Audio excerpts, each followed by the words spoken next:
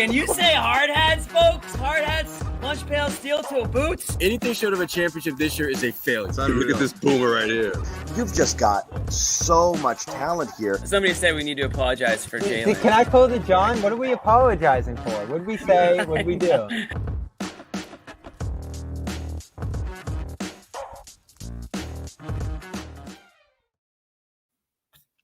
What's up, Bobby?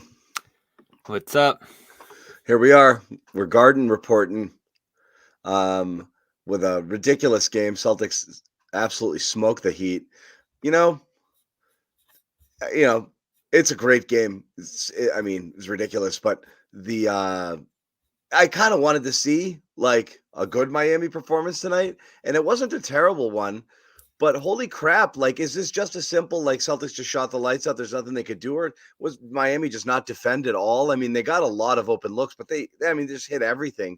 Is this as simple as, yeah, Celtics made everything tonight, what are you going to do? Because this was ridiculous. Miami played okay offensively, and they shot it fairly well. Yeah, I thought this was a really good game for a half, and you had a battle between the Celtics, mismatch hunting, which was super effective right from the first 2-3 minutes, going after Hayward. But then it was just all threes.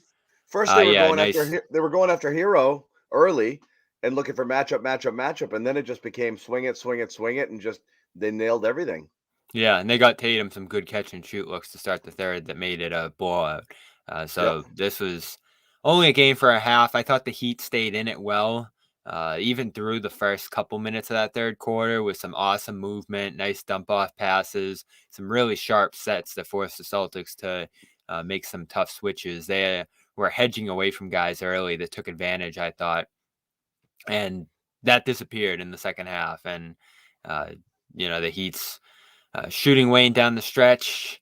Jimmy Butler, another one of those weird games where he's just standing around, not doing much. And I think we're left saying that certainly the Celtics have leveled up.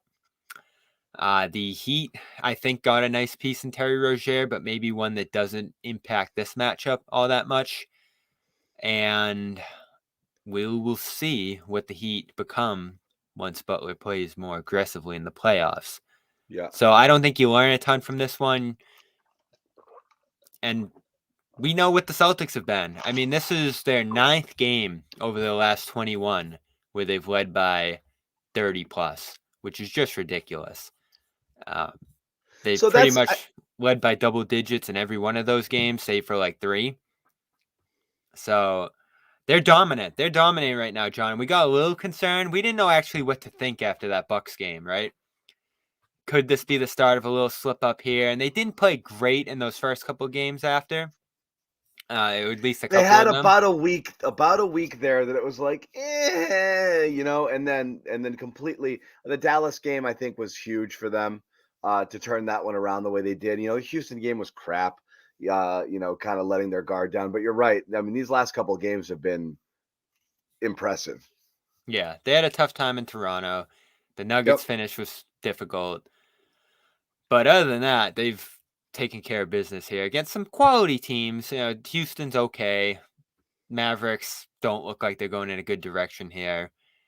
So the schedule has softened up overall a little bit. You get the Spurs, you get, the Rockets on that second game just weren't great. But overall here, you just love what this team's doing right now. You don't love an injury in this game, and we'll see where that goes. But I don't hate that. He came back on the bench and he wasn't wearing a boot and it wasn't like heavily taped and iced. He was just, it looked like a classic, quick roll. You come down on someone's foot, which are brutal and we've all suffered them a million times before. And seeing it just gives me nightmares because it's so frustrating and painful.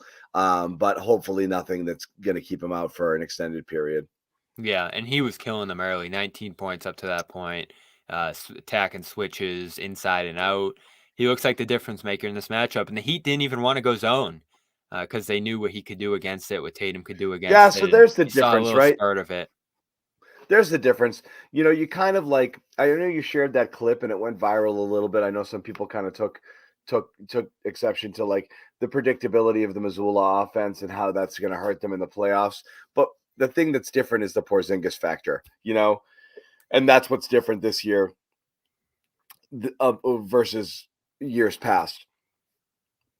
Getting him involved, getting him on a pick and pop, getting him in the post where he's just, not only so efficient scoring, but efficient in terms of, getting to the line. And he's just that inside out game that he brings there changes the dynamic a little bit from just a team that's just whipping it around the perimeter looking for the first open three. I think it's a little different now. Yeah, it gives you that inside component. A lot different now, and that's the big difference. And again, I think that everybody says, and I think that this is a fair kind of comment. If Porzingis is healthy, I think this is what the whole conversation is. You play a team like the Heat here, and obviously you didn't give their best effort against the Bucks, so you didn't get to see what you would look like against them a week or so ago. But in the past week, you have a bunch of teams leveling up, so to speak. As we mentioned, Rozier, the Bucks go and get what they think is a significant upgrade in head coach, and obviously you have Indiana landing Siakam. All of these teams are trying to get to Boston's level, and I still think Boston is a legit this much over the field in terms of their best game versus everyone else's best game. Doesn't mean they couldn't lose, but I still think there's separation. Yeah, I think the only concern you have with this team right now is crunch time. I think those other teams, I think Miami and Indiana brought themselves in with Milwaukee and Philly, but not up. But I think those four teams are all a level below the Celtics, a clear below the Celtics. Yeah, we talked about it on a couple podcasts earlier today, where they rank now, you think, in the East. And the odds on FanDuel have them fourth in the East hierarchy behind that Philly, Milwaukee, Boston. 1, Miami 2, 3. now? Yeah, so they're up to 4. They still scare the shit out of me in the playoffs because, why? Because it's just going to be harder than it needs to be. You're going to play extra games. It's going to be grueling. You might beat them, but does a guy go down in that series? Do you exhaust yourself getting through it? Because even, again, in that first half, John, they really had to work to stay ahead. The Heat were scoring possession after possession. What was it, 72-63 at half? Something like that. So they were right there scoring with you the whole way. They shot well in this game. They just work so hard offensively, and you can tell Butler's just trying to get other guys going. Rozier's still trying to get in the flow there. I think he's a nice pickup in terms of their, off the dribble shooting. They need a guy like that. I think there's going to be some defensive challenges against a team like Boston with him. But you see the dynamic between him and Hero. This is going to be a better offensive team come playoff time for the Heat. But can they stay the same defensively? Because they are going to have to find a way to slow down a fully loaded Boston team or Philly if they run into them. So they're not going to win if they can't slow them down. I mean, you're going to count on making life harder on them and hoping that they don't shoot 55% from three. Yeah. Which, again, it's, I hate to do the whole, last year's series really came down to that. Miami shot much better than they're accustomed to, and Boston shot worse, and that was the whole series. The rest of the analysis you could kind of throw out the window. That's really what it came down to. Yeah, for sure. And there were some other wrinkles in there. Brogdon injury, Brown, Tatum rolling his ankle 10 seconds into the game 7, which took him out of there as well. Obviously all of those things could change things. Brogdon being a total zero. And there's still some ways that the Celtics guard them that I don't love. You saw it early, like Luke's cheating away from Martin and they're giving him open threes. That was another thing that really annoyed us in those East finals that kind of hurt them early in this one. I don't love dropping on Bam either and giving him that free throw jumper. I think that's automatic for him. Yeah. So are they the scariest team in the East to me? Probably not. In the playoffs, I still think they are. Even they were missing a couple guys tonight too, in Love and Hawkes, who have been pretty important. So that's a factor here. Yeah. And Hawkes would probably be the guy on Tatum defensively. So yeah, you're gonna take that into account here. Rozier just stepping into the door 2 days ago. That's all a factor here, and that's not. But everybody levels up.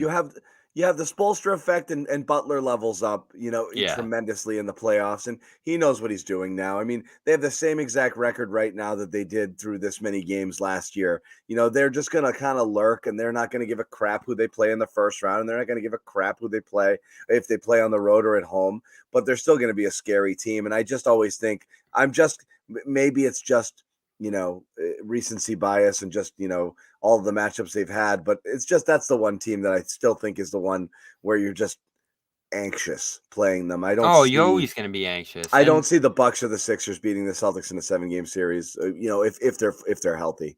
And you get anxious about that Rozier pickup too, just because he's a guy that can get hot and steal a game, and he can do a bunch of things for them on the offensive end. But that's the big one, is he could hit threes in droves. And Larry, he did some little things to help them. He had some intangibles that I think made his minutes a positive. But there were his some skill games set is just a zero at this point. There are some games he was a legit detriment for them.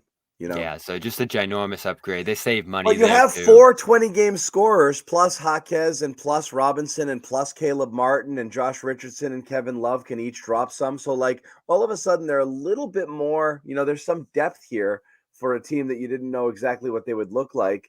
And for a team that generally struggles, not struggles, but defense is their hallmark. Offensively, they've definitely leveled up a little bit this year. They're still not among the NBA's elite teams. Their offense is still near the bottom in terms of overall efficiency. But Butler's missed some games. Rozier just stepped in. And again, come playoff time, you feel like they could be playing. This could be like one of those teams. It's like, God. So I don't know, but. Yeah, and again, I'm not going to make the excuse thing again, but we did it with the Celtics in Milwaukee. It's a second night of a back-to-back. Granted, they stayed home for it. They didn't have to travel, so it's a pretty basic one. But it's another TNT game where one team is playing on the second night of a back-to-back, and they ran out of gas.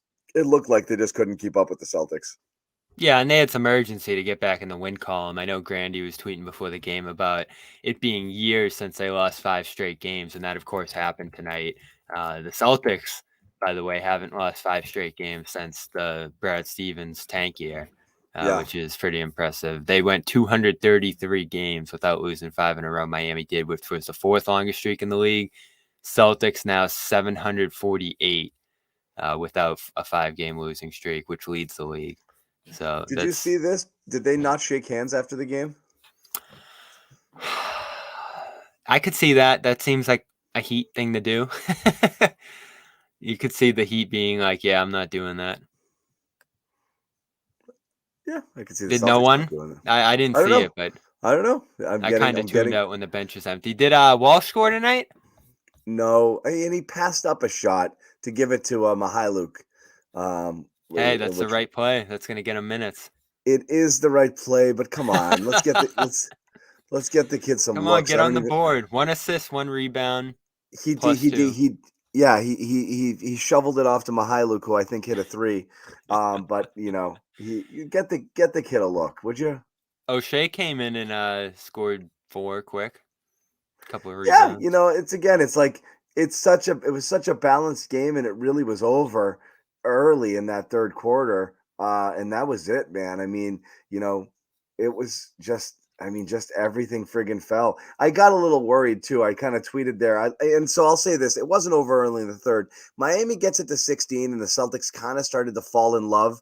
That was my concern right then and there. Like, I didn't like it at all. Brown heat check 3.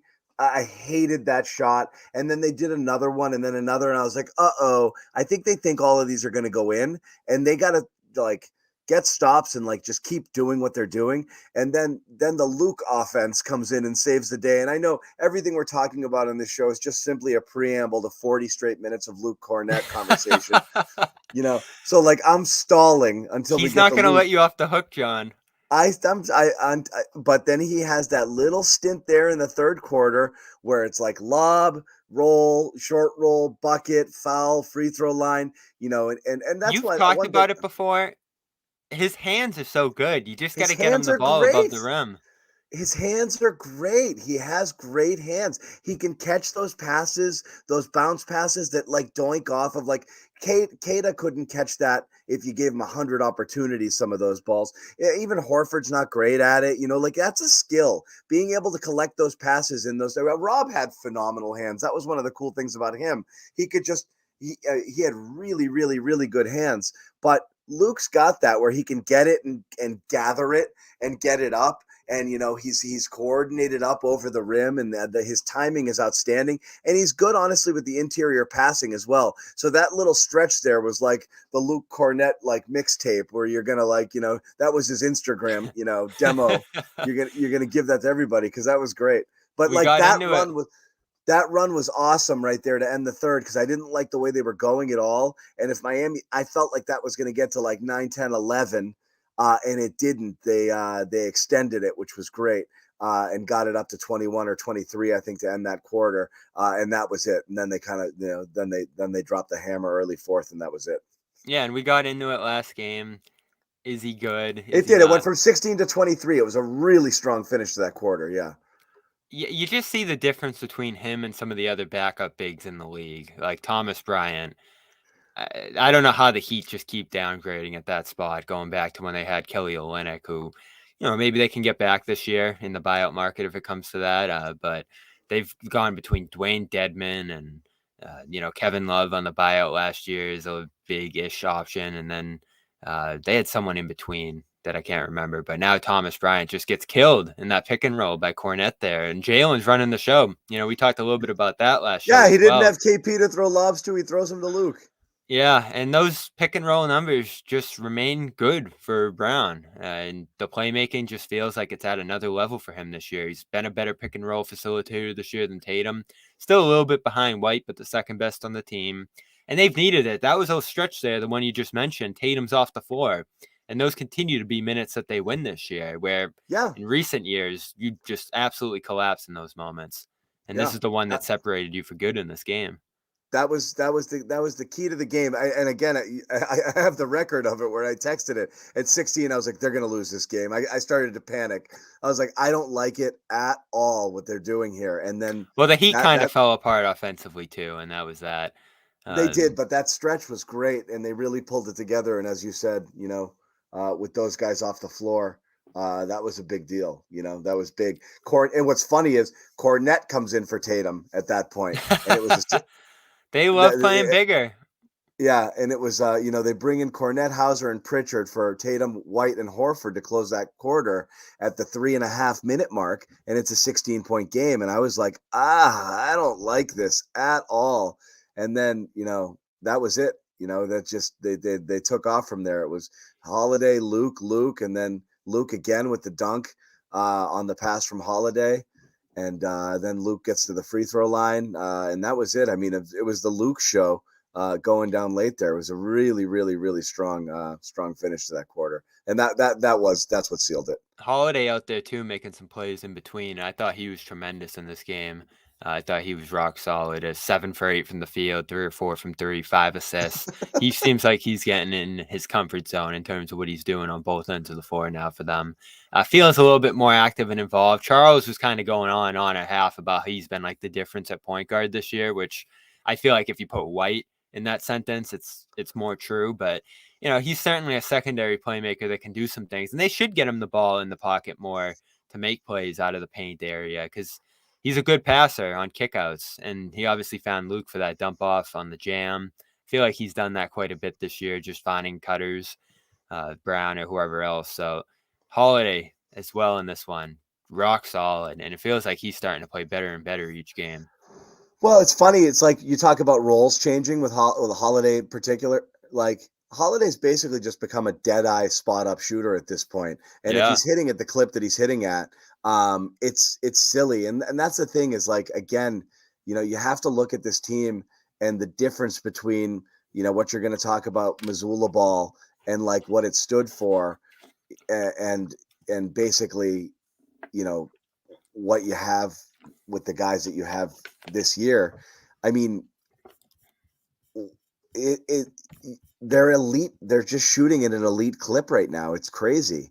Holiday is up over what? I mean, all of these guys, you're looking at White, Holiday, Hauser in his minutes, and Horford are still up over 40% at 3. Brown and Tatum have brought theirs up. I'm not sure what the numbers would look like after the first month of the season, but I mean, Brown and Tatum have to be closer to that 40, percent mark. Like you've got somebody everywhere. There's just not those like.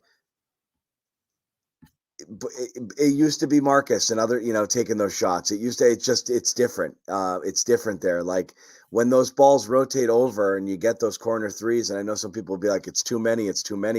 They're just good shots right now. They're just good shots. Yeah. And They you're going to are, have just some that- games where they don't fall, certainly. You have other options in those cases that you can go to.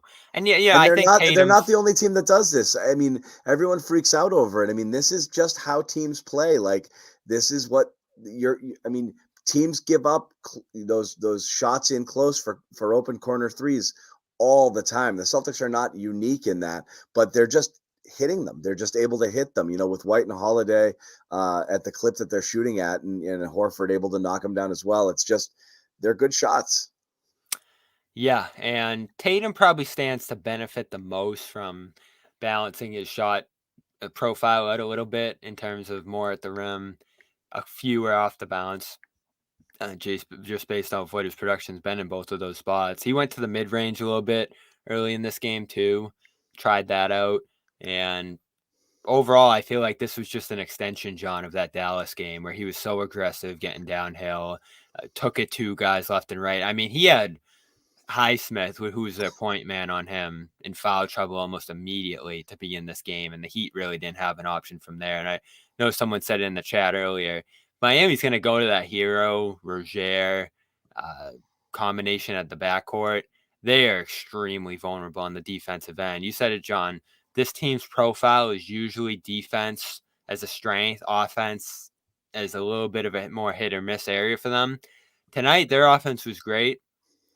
Their defense was really bad, and they looked like they couldn't match up with the Celtics no matter what they did. I don't even think in a playoff scenario, given what they had tonight, they could have schemed up anything to stop what the Celtics were doing because they just had too much. That's the thing. So, Bobby, it comes back to that conversation we'd had a million times, before the season is, what are you going to do against this guy? And what are you going to do against this guy? Because I know, that's where your thinking goes. You look, and Giannis, you look at a mismatch on the other side, and you're like, how's Porzingis going to stay with blank? How are they going to whatever? Like, every single team has multiple problems and multiple things to worry about against the Celtics every single night. They're entering with 2 and 3 problems. Yeah. And if you alter your lineup to get a little bit more defensive, you're sacrificing so much offensively. And that's kind of the difference there. Ahmed, it looks like we've got Sherrod knocking on the door. If you want to let him in. And yes. Hello. Welcome to our little 3-sided situation here we've got going on here. Eeny, meeny, miny, mo, one jumps out. Yeah. What's going on, Sherrod? Oh, gosh. You got a Datomi shirt? I love that. Gigi. I love Gigi. One of my all-time favorite players. I love him. Luigi, my guy. Has never seen a shot he did not like to take. Love it.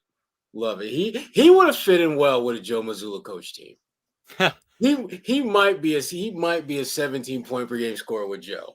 He could have been the Shvee of this team. Oh, he could have been better than Shvee because he could actually make shots. Right. Do you want to get your Luke apology cam out of the way early, or you want to wait for it? We had this chat, Sherrod, and look what he did tonight. Bobby. I can't. This is the thing that kills me about Luke. Okay, he had a decent game. No one. Are we going? Do we do this every single time? Every time he has a good one. Hauser. Do we do this when Sam Hauser has a good game? Do we do this when Stevens has a good game? No, they're role players. Your job. He's actually doing his job. Yeah, but people don't look at those players, Sherrod, and say this guy stinks. And you know why? Because those guys don't get to play. Those guys don't play as much as Luke does. Yeah, Hauser plays. People like Hauser for some reason. People love Pritchard. You know why? People hate Kornet. Here, Bobby, I can explain this. It's real simple. Sam has a job. Sam does his job consistently. When Pritchard wasn't doing his job, people weren't fond of him. Now all of a sudden he's doing his job consistently. He's okay. The same thing with Luke. Do you hear people complaining about Luke? No. You know why? He's doing his job. Bravo. He's doing his job. Yay!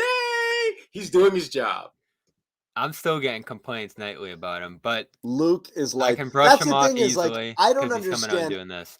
I actually don't understand. They're trying to either trigger end of the you, Bobby. That's conversation. what they're just needling you, Bobby, because they know that's a sensitive spot for you. My beef with you is just talking about him a lot. Not, I don't think he should be. I talking have to about advocate much. for him. No, I don't think you do. You don't. You really don't. No one else is gonna do it. Literally, no one. Because here's the thing: if you don't say anything, the little 7-footer. If you don't say anything about Luke and he plays a game like this, guess what? We're going to talk about Luke. But the fact that you make it such a front and center topic of conversation, even on nights when he sucks, it's like, what are we doing? This stems from. Go ahead, Bobby. This stems from the beginning of the season. You sit here and you say, is he good enough to be the backup or the depth big on the team? And this is the second straight year people have gone, yeah, you probably need a big. Go get DeMarcus Cousins. Go get this guy. Go get that guy. He's good. And you look again, I said this before you got on, Sherrod, him against Thomas Bryant, he's the much better player between those two in this matchup. And that's a real strength for this team. If you're going to be able to use him in a first stretch against an opposing big in the playoffs, he's going to be able to win those 5 minutes or however long that is. So he's made strides over last year. He's playing better than last year. He doesn't. His first stint, he was a minus and they weren't winning his minutes. And then his second one was the key to a game. And I thought that was a huge, he was crucially important. He wasn't just the recipient of those things. He did a lot of things right in that. He had that little dump pass to Horford. A great little pass to Horford in that. Wow. Mm-hmm. Awesome. So those 3.5 minutes, awesome. It's great. But the thing is, it's just most nights it's like, yeah, he played some. I always said the argument for people who are your ninth guys or whatever, wherever they're going to be in the rotation, 8, 9, 10 guys is hopefully you're not saying a lot about them, because if you are, it's usually like, it's like, like we talked about it with Cantor. We talked about it with other people. Can you survive those minutes? Can you survive those minutes? And not like, are you love Cantor? No, but I'm saying in any case, when you have a player who has some limitations or some flaws, whatever they are, the key is I hope they don't get exposed in this stint. I hope we don't get killed during this stretch. That's what you're always looking at. Like Cantor getting smoked in the pick and roll and some team going on a 10-1 run in 90 seconds on you. Flashbacks. Like, oh my God. Flashbacks. Like that it's like, okay. So much. Yes. Okay. We did not survive you because you're sneaking them in. Those guys exist to give other people a rest, not to necessarily win games or do whatever. And you're just hoping they hold the line. Luke's been holding the line, and that's what you can ask of it. That's all. That's where I leave the conversation. Right. You almost want them to be, and like that's a referees. compliment. Like he's holding the line. Yeah. The best referees are the ones that you're not talking about. Yeah. And Luke, I think this was a game where Luke was solid, but there wasn't anything that he did that was incredibly, amazingly awesome. And there wasn't anything he did that sucked. He was solid. Well, that's the thing. This is a good comment right here. Starting, maybe this is how Sherrod I'll take feels. that. I'll accept that if that's all you guys want to give. I like the guy. You know what? Because he's awesome and he's a glue guy, and he's like also their mascot, and they freaking love the guy, and he's the head of the. No, he's better than their mascot. But he's always in a good mood. The guys think he's freaking hilarious. Like he's a really important member of the team for a bunch of different reasons. Luke's a really likable guy. And when he succeeds, I actually think people like him so much that they feed off of his success and they get pumped up. This stupid shit like the ice water in the veins and the free throw. He had a terrible game. He had a terrible game, but that was such a huge moment. The bird, these dumbass Kornet contests. Like people like this stuff, but he's so friggin'. People don't love the Kornet contest, but they love it. I like the guy a lot. The guy a lot. He gives you those good vibes that there's a vacuum for with Grant gone, because Grant kind of gave you that a little bit more annoying. Grant was a little bit more annoying, but the feel-good vibes that you need in your locker room, Luke gives you those, and there's value in that. And now he's actually playing to the point where you're not paying. You don't really think about what he's doing out there. He's just playing his role, and Yeah, and And he's that's not how going you to play play. much in the, and he won't play much in the playoffs. But This is again, true. give, Facts. giving guys a blow and being able to play competitive minutes in games where you're resting Porzingis or Horford in the back-to-backs and this and that, all of that stuff is great. So that's it. Have we done it? Have we done the loop? Are we good? Are we good, Well, Bobby? I want Are to we say good? one more. I want to say one more thing about the bench as a I'll give you whole, s- and we're gonna keep talking. If we get into trade talk later, it's all All right, about let's the do it bench. after this. Let's do it after this. Quick shout out FanDuel. Want to tell everybody about our exclusive wagering partner. Go to fanduel.com/Boston. Deposit $10 and place a $5 bet. Win or lose, doesn't matter. 150 in bonus bets. Cha-ching in your pocket. Not real dough. Bonus bets, bonus bucks that you can bet with and win actual money. Gives you a little bit of a cushion. Restrictions do apply. So please check out the website. But once again, go to fanduel.com/Boston for 150 in bonus bets when you place a $5 bet. FanDuel is the official wagering partner of the CLNS Media Network and the official partner of the NFL. And obviously, you've got the conference championships this weekend. Guys, who do you like there? I got the Ravens. I Yep. love Lamar. What's it, 3.5? Yeah. 3.5, something like that. Yeah. I'll take the points on the NFC side, and I'll take the Ravens. They're an all-time team. They really are. Yeah. I think I would normally take Mahomes. I think the magic ends here. This is what Brady. There's been a lot of Brady comparisons, and I think right? it could Brady be, with and the I think bad it could be a teams. blowout. Yeah. In favor of the Chiefs? No. The Ravens. Oh, yeah. The Ravens are scary good. Oh, yeah. Now. That's what I'm saying. Like, But Mahomes has made the magic happen to this point. Now he's facing a team that's just too good. And Lamar finally got the monkey off his back and won a playoff game and got that out the way.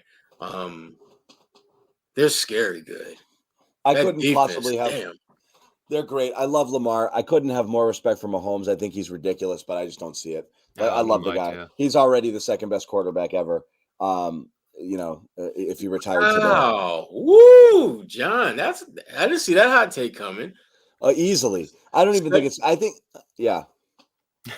I mean, if he wins this and he grabs a third ring this year, I don't even think it. I think he's already there. My favorite thing about Mahomes, and then we'll move back to Celtics talk. One of my favorite things about Mahomes is this isn't a Brady homer take. I just think arguing against Brady as the best quarterback ever is stupid, and it's contrarian, and it's, you want to have a hot take and you want to throw it out there, and he'd be declared the best, and then he'd lose a regular season game to Aaron Rodgers, and someone would be like, is Rodgers actually the best? So and Rodgers would always get he's more talented, and if he was on Brady's teams, think about how much he would win. Rodgers. And Patrick Mahomes is 5 times more talented than Aaron Rodgers ever was. And he has 2 Super Bowls. So he's completely squashed Rodgers' claim to being the most talented guy. And Brady was the winningest. So Rodgers is out of the conversation now, which is great because Rodgers should be out of every conversation. So that's another reason why I love Patrick Mahomes. I used to like Rodgers. Because he has absolutely marginalized Aaron Rodgers to just this other guy who is pretty good at quarterback too.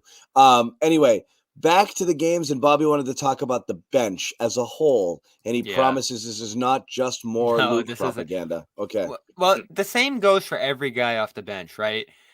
You feel good about Pritchard holding the line. You feel good about Hauser holding the line, and same with Kornet.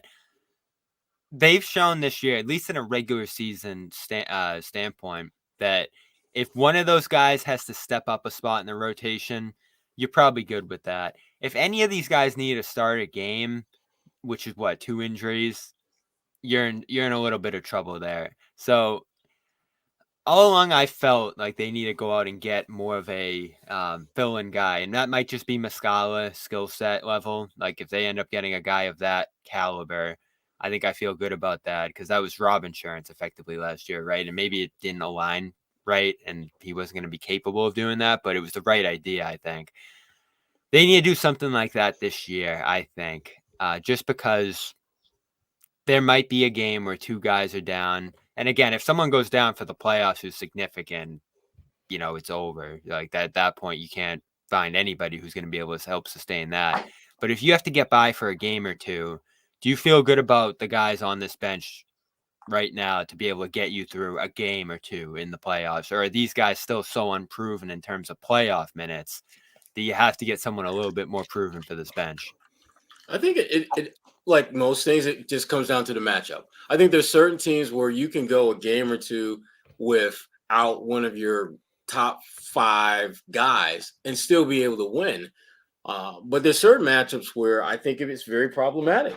I think they'd have a lot of trouble surviving in that regard in a playoff situation. But to your point, Bobby, the idea of having an insurance policy, a guy that you can just kind of throw out there in case of emergency like that, is a great idea. It's just who's that guy? Who can they get that won't disrupt the continuity that you have right now?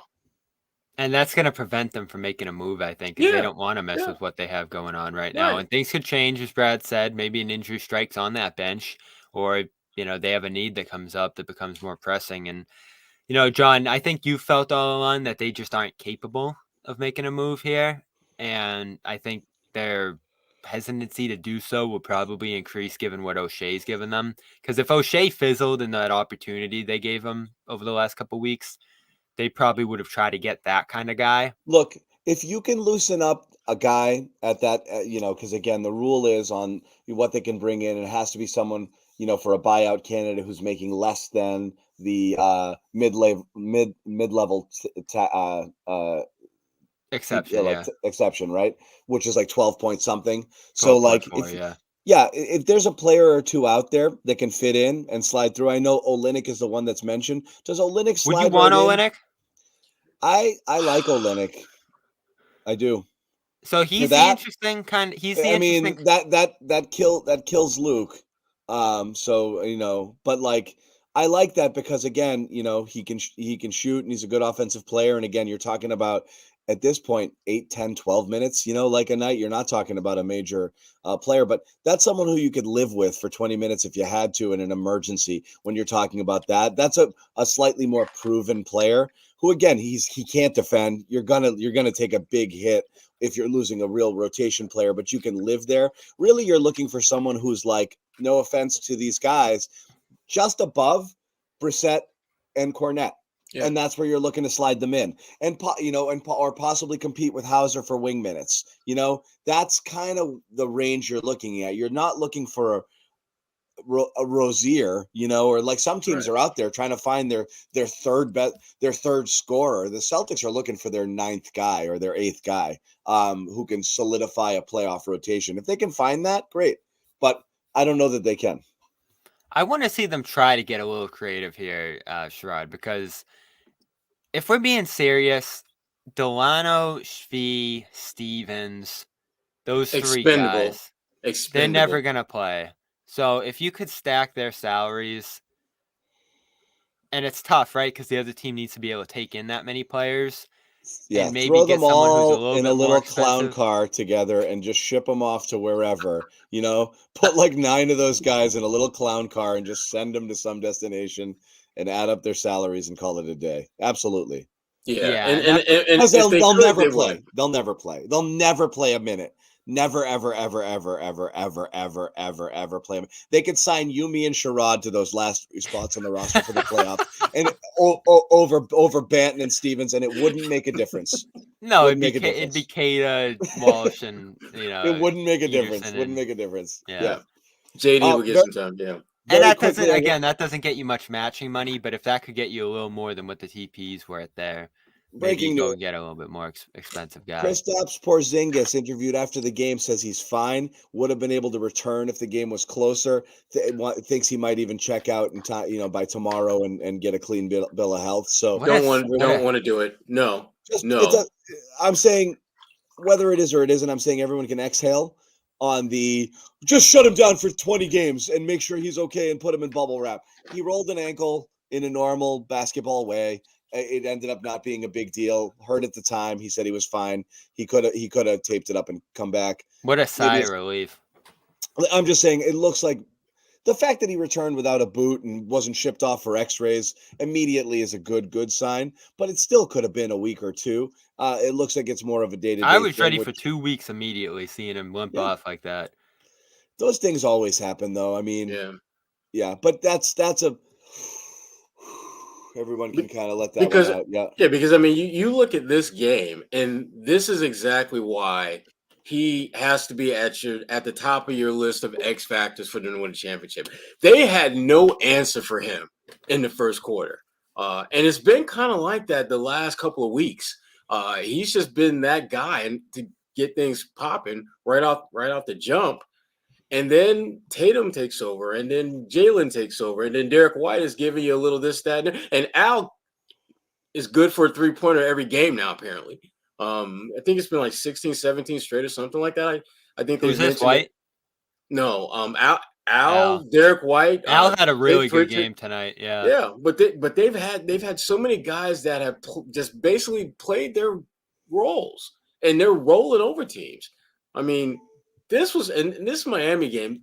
I know Joe Mazzulla is trying to downplay it and say, well, it's just a game, doesn't mean. Nah, this was personal. They played with a little more edge, a little more focus than they normally do. And Miami, if you look at Miami's numbers, Miami didn't play a crappy game. It's just that the Celtics they were there for a half, Sherrod. Yeah, it's just that the Celtics were so much better than them. Even though Miami was solid, they just couldn't. They could not defend the Celtics. Which glad to hear Cream. Cookies weighing in. Cookies and cream. Cookies and cream. It's pretty good. You like it? No, but I mean, I like that Jalen likes it. I like that they like it. I like that they like each other. Like, I like that there's people who like one another on this team. Right. We weren't sure of that even last year. You got Porzingis and Brown, and you got Horford and Tatum. They just both got their guys. Well, yeah, but I mean, it's like I like you and Derek White. Like, everyone loves Derek White. Everyone loves Derek White. Everyone likes Luke. Yeah, everyone likes Luke. Porzingis like kissing people on the head. Like, there's a lot. There's good vibes that didn't exist on this team. So I don't give a crap about. They can come up with a million nicknames. So bad. They're bad. They weren't as good. Like. Again, people keep like, why are you always talking about the Jays? Because it was really just them. And like, they're like I said, they're not boys. So you don't feel that like tightness and camaraderie there. Right. But now you're kind of have it. Like these other guys are kind of bringing it together a little bit better. They're glue I think guys. It's great. Yeah, I think it's awesome. The Porzingis effect, you can't say enough about it. Not only what it translated to on the court, which we weren't entirely sure, but like it doesn't seem real. Remember, we had this conversation. But like that he's such a good guy and everybody likes him and he loves being here and he says the right things. It's like it's so bizarre because, as we said, the reputation was he might have been a little bit not a great teammate, a little bit kind of a maybe a little bit of a little douchey. He's not. He's wonderful. He's such a good addition in every way imaginable. A terrific teammate, like. Open, honest, great soundbite. It's really, really good. I think we felt like we were exaggerating a little bit, Sherrod, in the preseason over the summer when we compared this to KG, because it just didn't feel the Porzingis edition. It didn't feel coming in like it had the ability to create that much of a change. It didn't feel like he himself had enough of a game to be able to transform a team that much. But between the offensive mismatches just being absolute dominance for him and him changing this defense in many ways, it's not Garnett still, but there are shades of it that I, had a little skepticism about coming in, throwing that name around. But in terms of like the culture, the offensive impact, the defensive stature, and again, just a massive body in the paint on this team, it feels a little similar. Well, I am very reluctant to compare anybody to Kevin Garnett in any way, shape, or form. Just shades of it. But here's the difference, though. Kevin was actually leading all of these things that we're talking about as far as changing the culture, a different defensive identity. Whereas, Porzingis, he's just found a place. He's fitting in. He's fit in. He's more. I can just play. Yeah, exactly. I mean, he's not trying to lead. He's not trying to put this team on his back. He's not trying to frothing at the mouth and banging his head on it. He's not doing any of that stuff. He's just he's getting in where he fits in. And that's what they needed. They needed a guy in the front court who could give them solid defensive presence, give us some pick and pop action, give us some pick and roll action, be a good teammate and get your teammates involved and just play. That's what he's doing. But he's changed the team, Sherrod, in a lot of ways. Well, in a different way. I doubled down on Sherrod. KG was literally almost kind of like the coach and the captain and the mentor, even though he didn't have any of those titles. He came in and it was literally like, everyone look at me. This is what we're doing. And anything less, I will. This is not negotiable. Everyone bought in instantly. Right. And he took them up like 7 levels in terms of intensity. And again, this is why, like I say, I've been critical of Pierce in the past. Pierce was a good player, but KG changed the entire Pierce narrative of how he was viewed because he was just a scorer and a guy, but he wasn't that guy until KG arrived. You're lucky Jimmy and Josue aren't here. Well, it's the truth. I mean, that's who he was. It completely changed it around, completely changed, and everybody bought in, including Pierce, and everybody sacrificed, and everybody bought in defensively in ways that they never had. Completely changed around. Porzingis has come in and just been like this terrific, as you said, kind of glue guy. It gives them exactly what they need on the court, and he's just a terrific guy that people enjoy playing with as well. He is selfless, which is also great because you were worried, like, geez, how are we going to get 20 shots for this guy, 20 shots for this guy, 20 for that guy? Like, and you're right, it's different. He from a culture standpoint hasn't changed things like Garnett did, but just looking at the on-court impact, they didn't have anything like this that could solve switches, and to do it at the rate it's historic, John. He's scoring every single time they throw him the ball, practically. Like, you're thinking 1.4 points per possession in the post. That's like scoring every time. He gets fouled 30% of the time when they give it to him in the post. His efficiency has just been out of this world. And the consistency that he's played with, obviously he's able to stretch the floor in a substantial way. So, yes, he's not leading the attack in many ways with what they're doing offensively, but he's changing the floor. He's changing the offense when he's out there. And, I'll give them credit because you would have thought in a game like this or even in other games that he's missed that they'd really miss him. And they have in crunch time. I don't have the crunch time record without him in front of me, but it was 2-2 to start the year. But overall, when they've missed him, they've still been able to get by, which has been impressive to me because given what he's done, it feels like if he ever went out of the lineup, this whole thing would collapse. And it still might in a playoff situation, but he's the key. He's the key. He's the difference. He's the difference maker. And they've leveled up so far. And again, I think with everything, you can argue. And the defense has been really good too. The defense has been great. You can argue with Holiday and Smart, I'm sure there's still some Marcus people out there that don't think Holiday is that big an upgrade over there. But I mean, it's very clear what they did here with these upgrades. Missoula didn't know what to do with those 3 guards last year, so it was a little bit of a logjam. And again, this frees up Derek White to constantly play with the starter minutes, and then in crunch time, and then gives you the opportunity to go double big at the end if you want to, or you go with Holiday or mix and match based on possessions. But Porzingis levels them all up across the board in ways that the prior roster could not do. The consistency level with what Rob are we going to get tonight, what Marcus are we going to get tonight, you feel pretty good about which version of every player you're going to get every night. They'll have good games and bad games, but the swings aren't as wild. Like Rob could legit be like a non-playable player and then the most impactful guy in the universe 1 game apart. We've talked about this. If quarter apart, and Marcus, the same thing. Marcus could be the worst guy on the team for 3.5 quarters and then makes 5 good plays late who would win you a game, but it drive you insane. You don't get these wild swings with these guys. You got a pretty good idea what you're getting on a regular basis, on a nightly basis. And again, the level of play is just so much higher. Yeah, we've talked about if all things were equal, if Rob goes down for the year here, Smart's practically unavailable the entire season here, and then Brogdon's mad to start camp, as it seemed like he was going to be. This season could have been an all-out disaster. And they got lucky in a sense, right? Who knew the holiday thing was going to line up the way it did?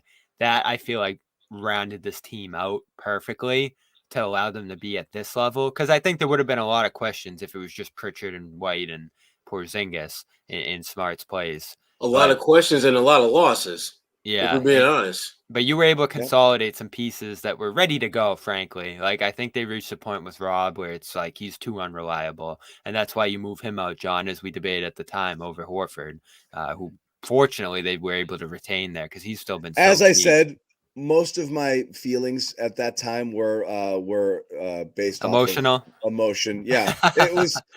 I said it openly at the time. I was like, I get it. My brain gave up on Rob a year ago. It did. I declared it on the show. I was selling my Rob stock. Post injury, I don't think he was the same guy.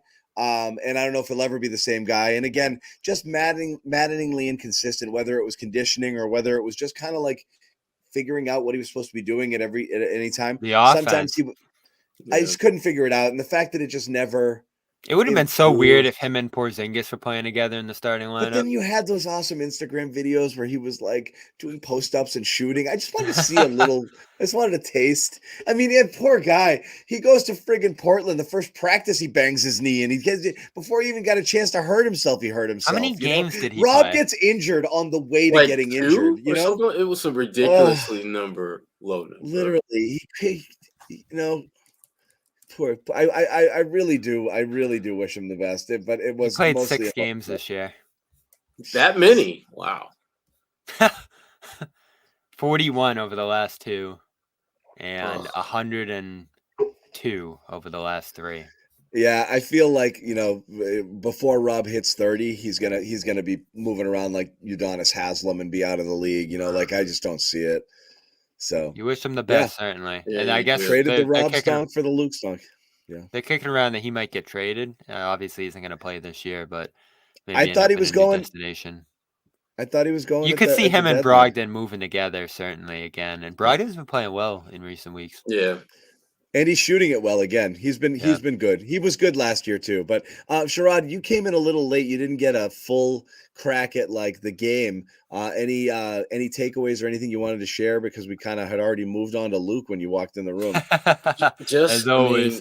Just a beatdown. I mean, it felt personal. And I was hoping it would feel personal. They did not give the Miami Heat any hope that they could win this game. It's like the longer the game went on, the more and more they kept proving and reiterating, we're better than you. Our Luke Kornet is better than you. Our Peyton Pritchard better than you. Sam Howell, everyone that we're going to play, the Celtics were basically saying, is better than what you're going to put out there in front of them. And that you need to exercise. You need to exercise some of those demons, because this is a Miami Heat franchise that has had your number. And I don't care what Joe Mazzulla says. This was a statement type game. They knew what the hell. They knew that this was one of those games. National TV, a team that has had your number. They just added one of your former teammates who can light it up on any given night. You absolutely want to put them in their place and let them know that we're better than you. And so to me, that was important for them, not just to win this game, but to win it emphatically, which they did. So, yeah, and Spoelstra said coming into it, there's always something between these two teams here, and you're always thinking about that. But right now, the Heat are in a bit of a tailspin. 5 straight losses. Celtics are hitting their stride. It didn't look friendly. It did not look friendly tonight. No, this wasn't a exchange the jerseys at the end of the. Did you see at the very end of the game, once the final horn sound, Joe Mazzulla beeline to the locker room there, and he usually does that. One of the chatters said that both teams kind of just went their own way. Yes, both teams. I mean, everyone just kind of went their way, and that's unusual. I was surprised. Like, I didn't see Terry Rozier and Jalen, and they may have very well done that, but it did not happen right away. If they did it, so. Celtics Sherrod have now led by 10 in 18 of the last 21 games. and 30 in 9 of their last 21. But we love this stuff. This is like boomer Nick shit. Like, like the players are too friendly, and I agree with it. I just saying but it's an old school take. Like, these guys have been playing together. Joe does that and after every game. They have the same agents. Joe does, but Yeah. Joe's a nut job. But the players, I love it. The players I do like to, you should remember, like, you should hate these guys, like, legit. You should hate these guys. No, you should be pissed about what happened last year. Yeah. Yeah. I mean, they literally ended your season. You were on the cusp of making one of the greatest comeback in NBA history, and they ended your season. Yeah. So. And I like it. Talked about how that has motivated them through the 20-0 start at home a lot this year. That they were bad in their own home court last year throughout the season, but especially in the playoffs. And he said that they felt like they needed to come into this season with a renewed approach at home. And obviously there's been an intense environment there pretty much every game this year. Huge crowds and fervorous ones too, especially to see Porzingis and some of these new additions here. It's just been a whole new feel to the team this year, John. And I still Completely sit here. Different. Through 45 games, despite all the enormous signs, overwhelming signs that they're going to be there at the end, you still do feel a little bit of trepidation about diving all the way in and being like, they're going to win it this year. And I'm writing that down. Yeah, but it's because of Tatum and Brown, not because of and that's anything not else. Good. No, but it's only because they haven't done it yet. So it's and that's it. And it's like, that's always going to be the case. It's not a knock on those two guys. It's a knock on anybody who hasn't done it yet. You're always going to wonder if they can do it until they do it. And that's it. Right. But it's also the knowledge. It's also the knowledge, Sherrod, that it's on their plate. They have to do it. Right. But it's the same narrative that existed in Denver with Jokic and Murray. We would still be talking about, I wonder, can they do it? I wonder, do they need to break those guys up? What do we need to do until they did it? And so now, right. And then what did they say after? After they wagged their finger at everybody and said, that's why you keep it together, which is what a lot of Celtics fans have been saying all along. Like, you don't break this up, you keep it together. Well, they did break it up in terms of Rob and Smart and other core pieces, but you left the Jays in there, and then you built a lot around them, and that's what they've done right now. So yes, they've never had the same supporting cast. They are mature enough in their careers where you hope that this is the year, but you're right, Bobby. Until they do it, that doubt's going to be there, and it's not a knock on them. It's just a reality. They haven't won, so you don't know how they're going to handle that moment. Are they going to be able to rise to it? It's bigger than everything else that they've done. It's bigger. And they've at least they've at least surrounded those guys with the kind of players who are mature enough to handle this type of pressure. You've got a champion in Drew Holiday. You got a guy in Porzingis who is finally in a position where he can just play and not have to worry about carrying a franchise on his back. And then you fill in some of the other, holes and with this player, that player. And then basically Jason and Jalen, they just got to do what they do. Play your game. Get 50, 60 points every night and call it a day. Yeah, this isn't, and I know we're going to get into it, John. You always have a healthy fear and anxiety of the Heat come playoff time. As I look around and I see who can make it tough for Brown and Tatum, what environment can make it tough for them. And I said this on, I think, either the show I did earlier with Josue or my podcast. I think it's the Knicks. And someone just said in the chat, they crushed the Nuggets tonight. They haven't given the Celtics trouble this year. They did last year. But now they've changed the whole dynamic of their team with OG Anunoby, who shot 10 for 18 tonight with 26 and who points. Who can lock up 6 your best steals. players. Yeah. I had some OG was a trade. plus 38 in 29 minutes tonight. And they're 11-4, I think, with him. So I had some skepticism about that trade because I thought Quickly was important for them. I thought RJ was a decent young piece that they might need in a deal down the line. But credit to them for finding a guy who's not a game changer necessarily in terms of a star, but a guy who fit into exactly what they're trying to do there. And that's a tough defensive mindset. A star at the point of attack, certainly, and Brunson, who I think can do some damage against Boston. The Knicks are much better than people give them credit for multiple And a reasons. big front court. Yeah. You get past that exactly, and they can hit the boards there. And the Celtics have gotten beat up on the boards against those teams, even with there's second and third stringers. But you get past that Julius Randle shit first month that he tends to have. He's playing terrific now. Brunson might be a top 15 player in the league right now. He's a friggin' assassin, and OG gives them a lot of what they need there, an ability to defend. Against maybe the best defensive forward in the game. Maybe the best, and a lot of love for defensive player of the year this year right now, and that's a guy who's going to give guys on the Celtics, trouble because that's what he does. So I think they're tough, man. I think a lot of teams, and this is what we were talking about earlier, Sherrod. I'm curious your take. So now you've gotten, we mentioned the OG to New York and how that's gone. Mhm. Obviously, whoa, this one's a little low. I don't see this one, Amit. That one looks weird. The Heat lower third just disappeared. But you have the Heat acquiring Rozier. Obviously, you had Siakam, going to Indiana, and the Bucks hiring Doc Rivers. So I will ask you, of all of these recent acquisitions or additions, which one's going to be the most impactful, and the greatest threat to the Celtics in the East? I want to believe that it's Indiana adding Pascal. Yeah. Because he is exactly what that team needs. High energy guy.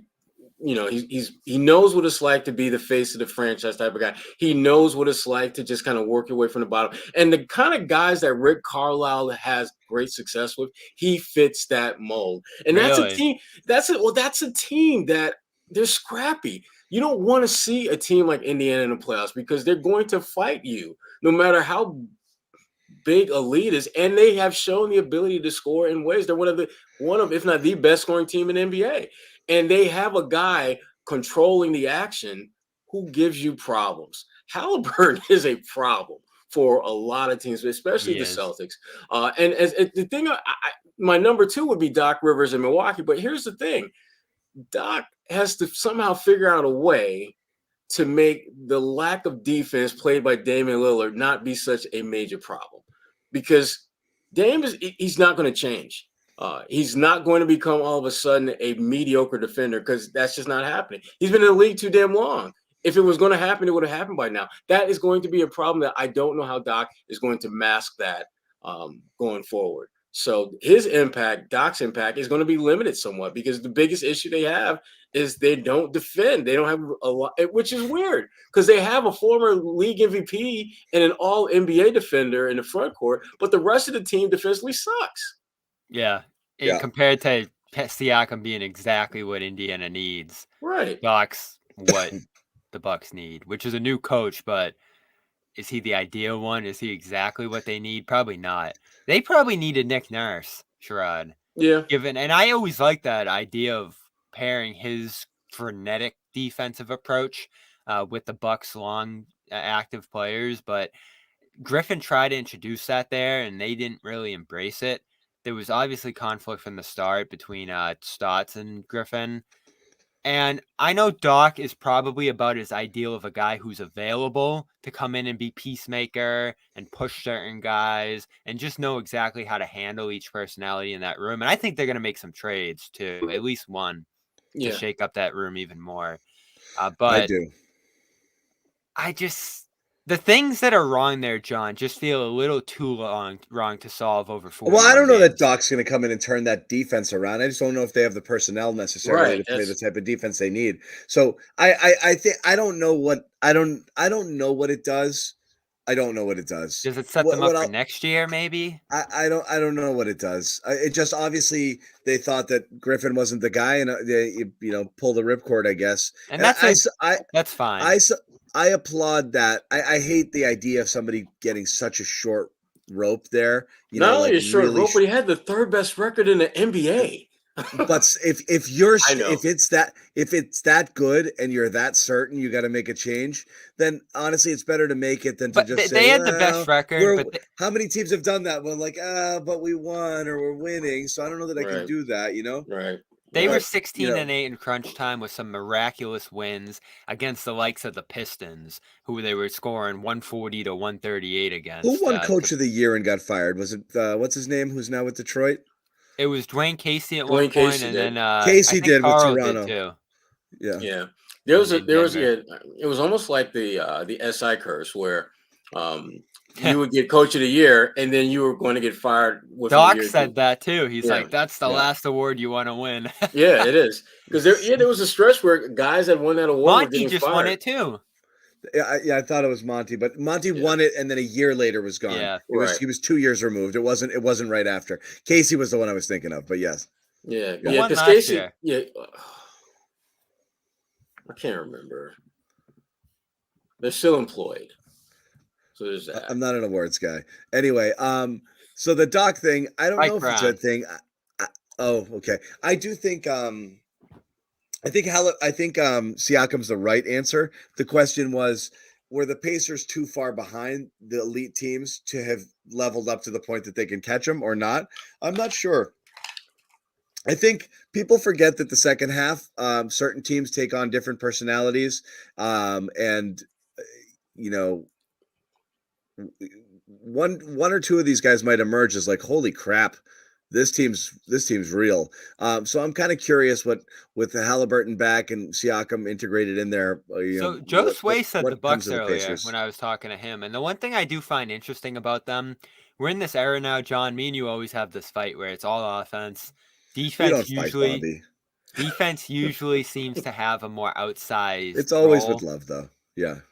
Defense usually seems to have a more outsized role in who's good in the playoffs. But the Bucks offense is so dynamic, especially with those two. If Doc can come in and have them play pick and roll together more, maybe put the ball in Lillard's hands at the point of attack more than Giannis's to balance things out a little bit, that could make a big difference, because at that point they might be the most dangerous offense in the NBA. The toughest to guard. But is that going to win you a title, though? Being the most dangerous offense. Like, are we in an era now where you can do that offensively? I'll believe. I mean, here's the thing, but my my stance on this is not that defense doesn't matter. My stance is that a lot of teams kind of waver, in their defensive intensity night to night in the regular season, but everybody brings it up, in the playoffs. So you just assume that like everyone's going to be playing it better because that it counts more. So your energy and your focus is there. So I'm not as worried about like seeing a bad defensive game in the regular season as strings of bad offensive games. Could be like, if they're playing that like crap now when the defenses don't give a shit, this offense is going to be borderline dysfunctional when you get to the playoffs. So that's what worries me. That's why I'm always obsessed with seeing the offense humming and playing at a higher level and moving the ball and doing all of these things than defense. That's more my stance on it. But yeah, I mean, look at Denver. Denver's a classic example of, they played such a beautiful offense and it translated and nobody could match up with them. It didn't necessarily matter. And they played defense. I mean, enough defense. I think statistically they were actually a pretty good defensive team last year. They could put it together when they needed and they played better in the second half, but it was exactly that. They could put it together when they needed to, and that's what won it. So you can't be bad on that end. And right now you can't have so many matchups like a team like Dallas would struggle because you've got, when you have so many people you got to hide, then it's a little bit harder for sure. So in that sense, if the Bucks can't figure it out on that end, if the Pacers, I know they've done some different stuff recently that's been a little wacky, that's made them more competitive on that end, but they're not good defensively by any means. You got to go Knicks in my mind between those three teams that made upgrades. And, I don't know what you think of Rozier to Miami, Sherrod. I like the idea. They didn't give up anything. It's a good concept. It's a you good might as well concept. do it, right? But it's not going to change things significantly for them. It's not. But I think at some point that, Spoelstra's going to figure out how to better utilize Terry and Jimmy. I think what we'll wind up seeing is Butler play more playmaker at the start of games and get Rozier going offensively, and down the stretch they'll go back to the tried and true formula: get the ball at Jimmy and let him go to work. But they've got to figure out how to become a better team defensively, because the Celtics just absolutely picked them apart. Other than Bam Adebayo, I'm not sure there was anyone that really looked adequate defensively. Because Jimmy Butler, who's a pretty good defender, Jaylen Brown was just absolutely roasting him all game long, and it felt very that was the one when I talk about personal. This game felt personal. That was the matchup that looked extremely personal. Yeah, it wasn't Luka versus Booker personal. No, but it was like maybe, but also Butler. His regular season. He doesn't care. We have a very important update from Miami. Yeah, Jaylen Brown telling the media Joe Mazzulla came up with cookies and cream.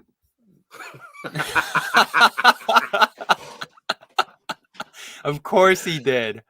Yes. Mazzulla's not really uncomfortable about throwing around these these he's like Sam's pretty good for a white guy, like it's just funny. Cookies and cream. All right, there it is. There it is. Joe. Joe also said he watched a Bronx Tale and he loved it. Oh God! Stop, Joe. Just stop. Let's just talk about timeout, shall we? Yeah. He's like, I especially like the part where they locked all those bikers in the bar and then beat the crap out of them. Like, all right, now you can't leave. Yeah. All right. So that's what we got. Clippers on Saturday. I don't mind it. I don't mind it. In the league right now. Oh yeah, that'll be fun. That will be fun. And Clippers coming in on back to back. So is that an 8:00 game? Is it? If it's 7, I'll love that. But I feel like it's the usual. I think it might be 7. I love 7s. I thought. Yeah, it is a 7. They've had more of those lately. I love that. Yeah. And then Pelicans on Monday. John, I've never seen Zion play. 2021 when he came here. Yeah. I wasn't there for some reason. 2022 he's hurt. Last year he's hurt. When I was in Syracuse, Sherrod, he got hurt in the game before when he tore his shoe. So he didn't play in the Syracuse game. I've never seen Zion play in person, so just make it to Monday, Zion, please. How is what are his stats since Stephen A. Smith saw his belly? Since he was eating the table. I saw a belly. I still love how he kind of workshopped that line with Josue and Max. But yeah, he is averaging, let's see here, since the he's been good. Lakers game. He's been good. He is averaging 21.5 points, 5-6 rebounds, 4-7 assists, shooting 60% from the field. The field goal percentage is back up into the 60-something range, which again, that's one of the things that makes him insane is he can just, finish at will. He just finishes so well when he wants to. But it does feel like it's a matter of will. And he's shooting 67 at the line though. To ever reach that potential, he's got to drop 40 pounds. So hopefully one of these years he actually commits to it. He's still an unbelievably interesting and entertaining guy to watch, so that'll be fun too. But so we're back Saturday, and then Monday we'll make sure to we should have a full gang at least by Monday, but we're back, at least Bobby and I, here on Saturday night's game for the post-game show. Sherrod's always welcome, but he's got his kids are out of the house. He can actually do stuff with his life on Saturday nights. People like me, I'm locked in. I'm locked down. Nothing you could do. But yeah, we're going to wrap it up. Clippers coming up. Celtics with another impressive win over the Miami Heat tonight. This game, got ugly in the third quarter and then into the fourth. They win it going away 143-110. That's what we got. Team to beat in the East. Nothing changes. Proceeding to banner 18, unabated, right? Yep. Here we go. Trade deadline 2 weeks from today. That'll be February fun. 8th, right? Yeah, February 8th, I believe. We'll have a surprise for you at that trade deadline. I'm not going to tell you what it is, but I am going to tell you that it's cool. Okay, that's it. All right. That's it. I am going to tell you what it's cool. I hate to do this with Jimmy here. We're going to say goodbye, and Jimmy's been asking for an outro. We're gonna roll it. Good night, all. Wait, Ahmed's got an outro for us, I think. No, he doesn't. He said he was going to work on an outro. He had a phenomenal game. Phenomenal. Forfeit's out. I think it's an auction. That did not sound like a chair. It was a freaking chair. It does sound like a chair.